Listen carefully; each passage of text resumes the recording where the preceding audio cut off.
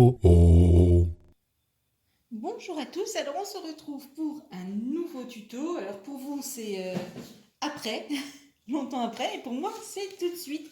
Donc on enclenche sur les portions de champ, hein. Pour ça il vous faut, vous vous souvenez, la plateforme que j'avais déjà préparée dans la prairie. Et donc c'est peint bien entendu déjà. Et là ce qu'on va faire c'est qu'on va mettre en place nos portions de champ. Donc vous voyez, pour ça j'ai utilisé du papier carton ondulé tout simplement. Donc je vais venir le coller sur mon polystyrène. Donc à présent je pense que si vous avez suivi un peu tous les tutos où j'utilisais cette technique pour texturer, vous avez l'habitude. On prend notre colle, on en étale un peu partout. Vous pouvez aussi en mettre un sur les bords des champs. Voilà, pour faire votre terre par la suite, hein, tout simplement. On va enlever les grosses crottes. Voilà, et donc on vient saupoudrer avec le sable. Et on fait ça sur nos 3 portions et ensuite on attend, on laisse vraiment bien sécher. Bien, alors notre première étape, pendant que notre sable est toujours en train de sécher, j'ai planté ici dans un polystyrène pour me faciliter la tâche des pics à brochettes que je vais peindre en fait en brun, hein, un brun foncé de noir. Voilà. Donc là, bien sûr, ce sont les poteaux, hein, qui vont tenir les câblages en hauteur pour notre houblon. Bien, pour la suite, on va donc s'occuper de notre houblon et pour ça, il vous faut, vous savez, de la corde de jute, hein, je l'utilise très souvent. Vous vous en souvenez, je l'avais utilisé aussi pour faire une technique pour fabriquer du lierre, si vous suivez un peu les vidéos. Et donc, on va reproduire exactement cette même technique pour le houblon, tout simplement. Donc, on coupe un beau bout. Donc, j'aurai à peu près cette longueur-là, hein, pour mon houblon. Donc, bien sûr, eh bien, on l'émiette, hein, fil après fil. Il faut bien entendu l'ouvrir. Donc on va y aller comme ça, hein. Vous la détissez en fait. Alors ça va vous faire plein d'imperfections et c'est assez parfait pour donner le volume qu'il faut pour notre houblon.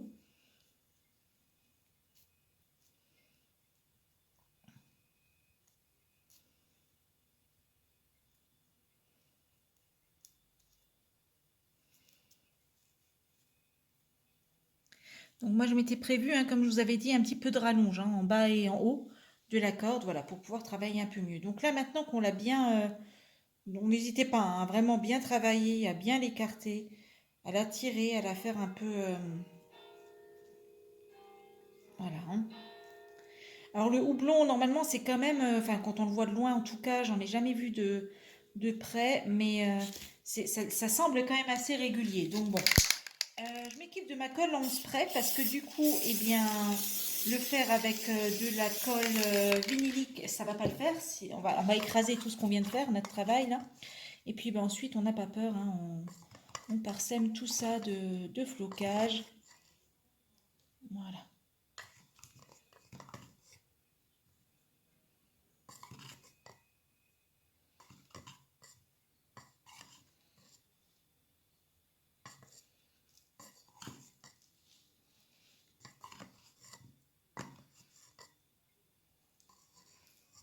Et regardez ça. On est vraiment pas mal. À niveau houblon, je trouve que c'est plutôt pas mal. Bien, à présent que notre houblon est fait, on va le laisser bien sécher. Et on va s'atteler à peindre notre sol, hein, tout simplement. Donc pour ce faire, il nous faut du brun. Je crois que je vais vider ce flacon. Voilà, et on va le mélanger, vous voyez, j'ai déjà préparé avec du noir. Parce que là, ça fait un peu trop clair. Donc on va le mélanger pour obtenir une couleur assez proche de la terre, hein. Et donc, eh bien, le but, hein, vous l'aurez compris, ça va être tout simplement, eh bien, de peindre, hein. Voilà, on va peindre notre sol. Ça a l'air d'être sec. Regardez bien, hein, partout si vous avez fait des petits trous, si vous avez raté un morceau, hein, passez bien partout. pendant que ça sèche allègrement, nous, ce qu'on va faire, on va préparer nos tournesols. Donc, pour faire des tournesols, c'est bien simple. J'utilise mes fameuses petites marguerites. Hein. Donc, voilà, elles ont à peu près cette tête-là. Et tout simplement, donc, pour faire les tournesols, vous vous en doutez, il y a juste à repeindre la marguerite. Après, on viendra tailler les pétales parce que les tournesols ne sont pas ronds au bout. Donc, voilà, on viendra tailler tout ça. Donc, ce qu'il nous faut d'abord, c'est la couleur. Voilà. Donc, même si on mélange les deux, de toute façon, après, on viendra faire le centre. Hein. Donc, écoutez, je veux dire, il n'y a rien de plus à faire. Mettez des gants. Ah oui, mettez des gants. Pardon. J'ai oublié le message d'avertissement. Alors, une fois que notre tournesol est sec, on va le tailler parce que, bien entendu, le tournesol, il a les pétales un peu quand même en biseau. Hein, il les a pas arrondis. Donc, on taille tout ça. Alors, un côté peut suffire hein, si vous voulez. Voilà, moi, je trouve que ça suffit selon comment on le taille. Alors, pourquoi le faire une fois qu'on a peint et que la peinture est sèche? Tout simplement, vous voyez, ça a une meilleure tenue, hein, le tissu, et on peut mieux le couper. Alors, une fois que nos tournesols sont coupés, ce qu'on va faire pour faire la tige, regardez comment que ça va être joli, nos petits tournesols. Là, regardez, ça ressemble pas trop à un tournesol miniature. Eh bien oui, ça ressemble. Pourquoi? Parce qu'on a utilisé du buis-boule hein, pour la tige. Alors le buis-boule, hein, vous savez, c'est ces trucs aussi que vous allez trouver en solderie, là, pour 2-3 euros. Donc vous allez trouver facilement, où que ce soit d'ailleurs. Et c'est démontable. Hein. On prend, on tire, hop, et on a 4 tiges pour nos tournesols, tout simplement. Voilà. Donc j'ai fait chauffer mon pistolet à colle hein, pour coller tout ça. Et là, on va mettre une petite crotte de colle juste là, vous voyez, hop, juste sur la base du tournesol. Voilà. Et donc on va venir planter notre tige dessus. On va laisser la colle bien prendre. Et je fais attention parce que mes tournesols ne sont pas encore secs, hein, mais voilà. Regardez ça, les jolis tournesols qu'on va obtenir.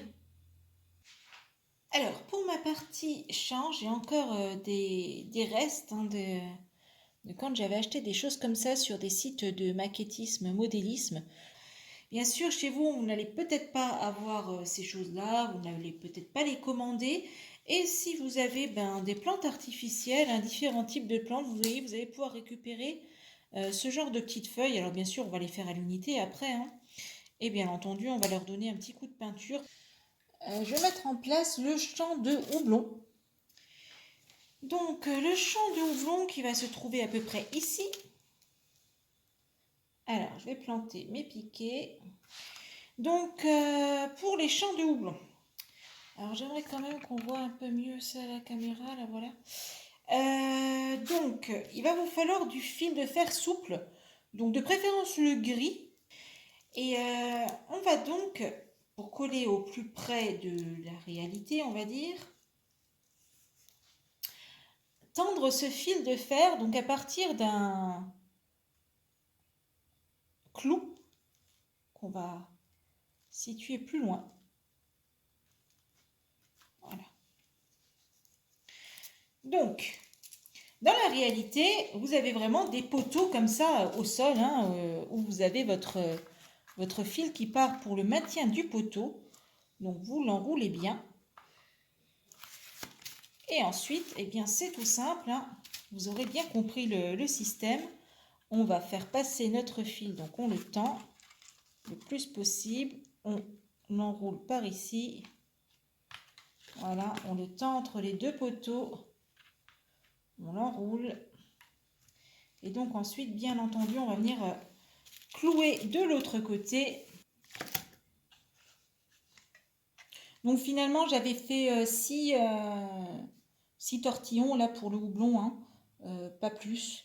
Parce que je ne savais pas trop quelle place ça allait prendre ou quoi. Et puis je trouve que, enfin globalement, j'aurais pu en faire un peu plus, c'est certain. Mais ça va aller quoi, je pense. Donc voilà pour notre champ de houblon. Donc vous avez vu, hein, c'est pas très compliqué. Il suffit juste de quelques petites idées et puis vous y êtes. Donc ici, c'était le champ qui était voué, il me semble bien, au tournesol. Donc je vais les planter aussi, hein, tout simplement. Donc avec un peu de colle chaude, Hop, on va planter des tournesols.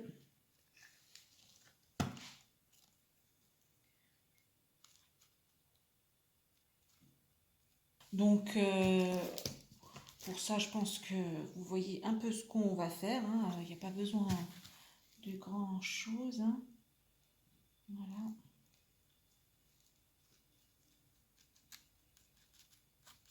Vous pouvez y aller léger ou en mettre un peu plus. Après, ça, c'est comme vous voulez.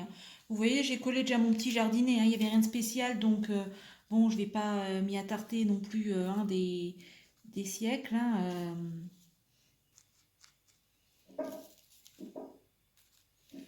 Voilà, pour donner un petit peu plus de réalisme à la chose. Donc, je vais faire ça tout le tour, autour, là, sur les bouts de plateforme qui restent. Et ensuite, on se retrouve pour la petite touche finale, le petit champ de blé ici.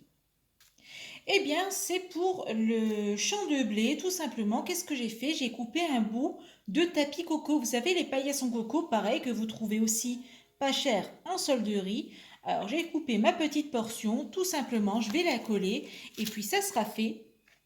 Notre plateforme de champ sera prête et elle pourra investir notre village dès que j'aurai préparé sa place. Voilà. Donc lui, je lui peindrai son pied, bien entendu. Voilà, j'avais prévu sa place juste ici. Ça sera parfait.